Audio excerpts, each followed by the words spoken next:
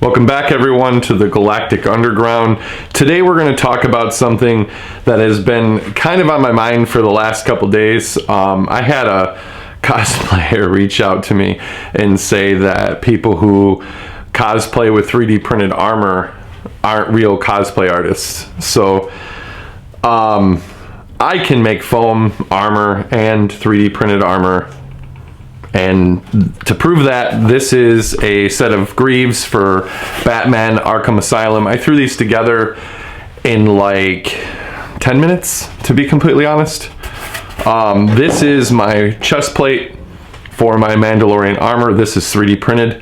This took about 6 or 7 days to make. Now, 3D printing it took about a day and a half, maybe, on the 3D printer, and I honestly didn't 3D print it to the finest quality right away. So I had to do a lot more sanding than I normally would. But we're going to talk about the difference between these two types of cosplay today on my channel. So as I said, a cosplayer reached out and was being rather demeaning to cosplayers that 3D print, and so we're going to clear some of that up today. First and foremost, it's the right tool for the right job, guys. It's not about who is better of a cosplay artist because this person does foam versus this person does 3D printing. It's using the right material for the right type of cosplay. So first and foremost, you're not going to 3D print an entire anime costume. It's just not going to happen. You know, and I'm going to tell you why it's not going to happen, because if you've ever 3D printed anything, you know that A, it takes a long time to print. It takes a long time to design it and to fit it to you, right?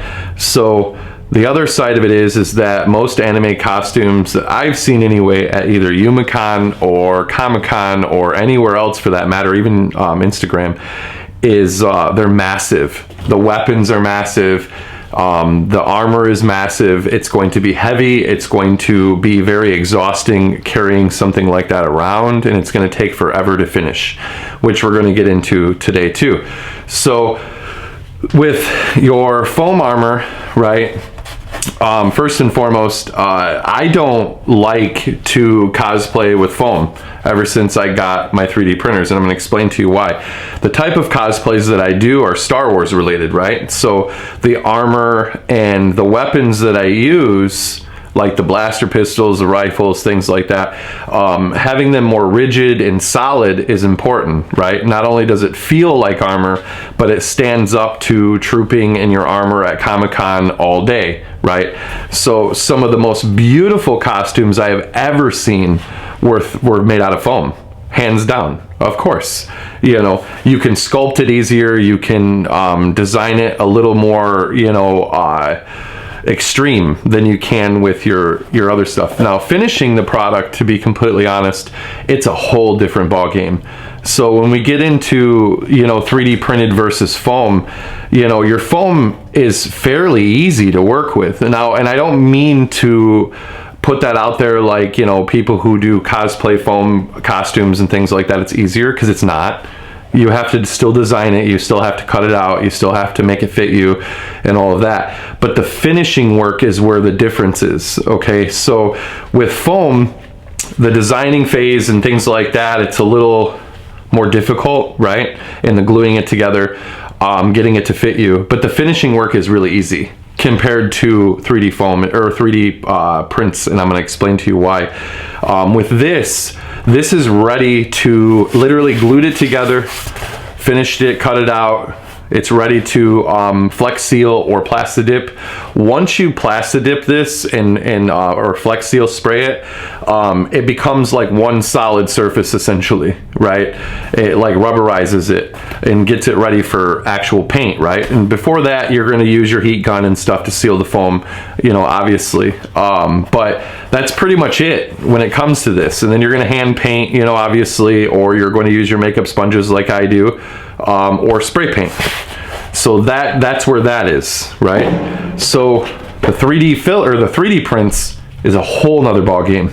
And what I mean by that is like okay, so for like the last like month and a half, it took me to make my entire suit of Mandalorian armor. And as you see in my videos, I ran out of time. I had to commission a helmet to be made by one of the other prop shops. So anyways, once this is printed, right, this is one piece of armor, or actually this is two pieces of armor that are glued together. You have to sand it down. And it's not sanding like simple sanding. Like, you have to sand it down, and then you have to sand it with like 3 or 4 different kinds of sandpaper, different grits to get it a lot smoother. And then you have to prime it with primer. And you're using filler primer, and then once it dries, you're gonna sand it again. And then you're gonna wipe it off. And then you're gonna spray it with primer again, about 3 or 4 different times. And then you're gonna sand it smooth. Now you're ready for final paint. And when you get into the final paint, you know, obviously this is 3 colors, right? You cannot spray one color over another color, because on a 3, or at least on this, without it being on primer, because it will peel. And I had to happen because I rushed it, even though I knew better. So the point that I'm trying to make, though, guys, is art at the end of the day, and the right tool for the right job is important. So, you know, I use some of my some foam creations mixed with my 3D printed armor. So, you know, at the end of the day, you know, we're all on the same team.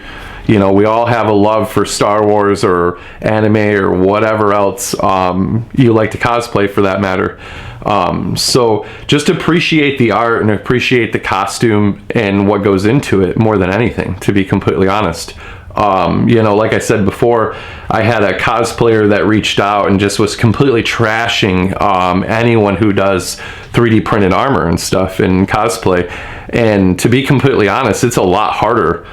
And you know, and I'll explain to you why it's harder too. On top of the finishing being harder, the whole design phase is harder.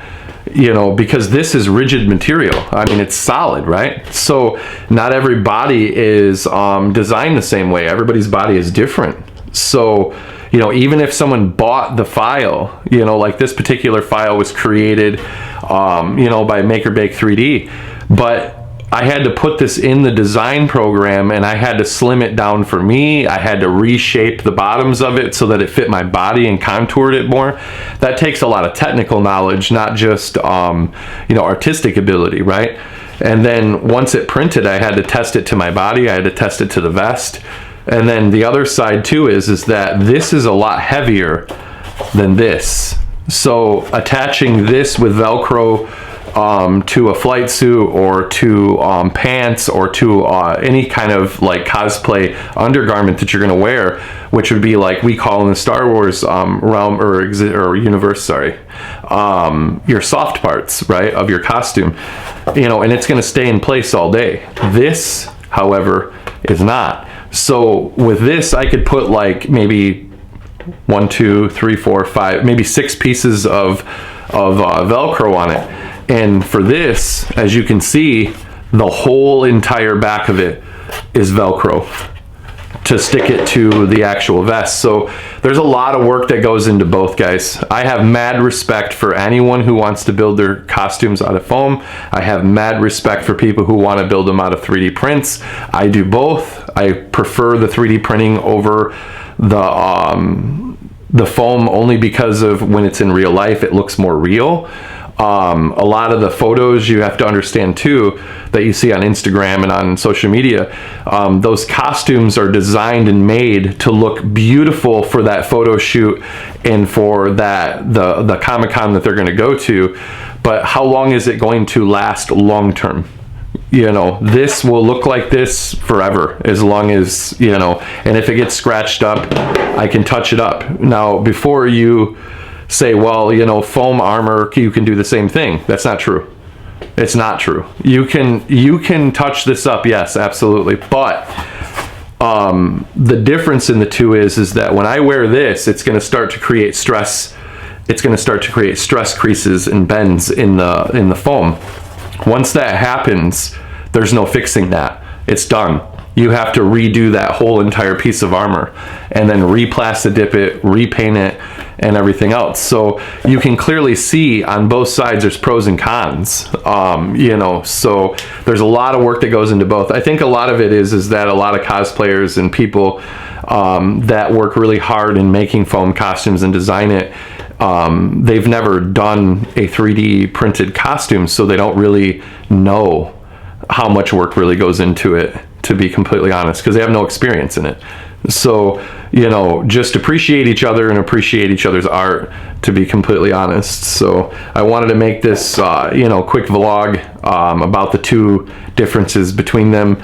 And I hope that this kind of shed light a little bit on the situation and explained it, because this has been a huge issue for probably the past month that I've seen on at least my social media, in people's stories, and you know, and then someone reached out to me and actually was saying how 3D printer cosplayers were garbage, and they weren't really artists and things like that, and all this other craziness. And to be completely honest, I made this in 10 minutes. So they had no idea that I could do a foam armor. They just were attacking me because of my stuff. So, you know, it is what it is at the end of the day. So I wanted to make this video to kind of clear that up for you guys. I hope you enjoyed it. I hope you got a little bit of a knowledge out of it, and I hope it made you feel better a little bit for your 3D printed guys that are taking heat, and also for your foam people that are taking heat too. Both designs are amazing. You know, and I've seen a lot of amazing artists out there, especially the ones that I follow and that follow me on Instagram. With that being said, don't forget to like and subscribe, and follow my social medias.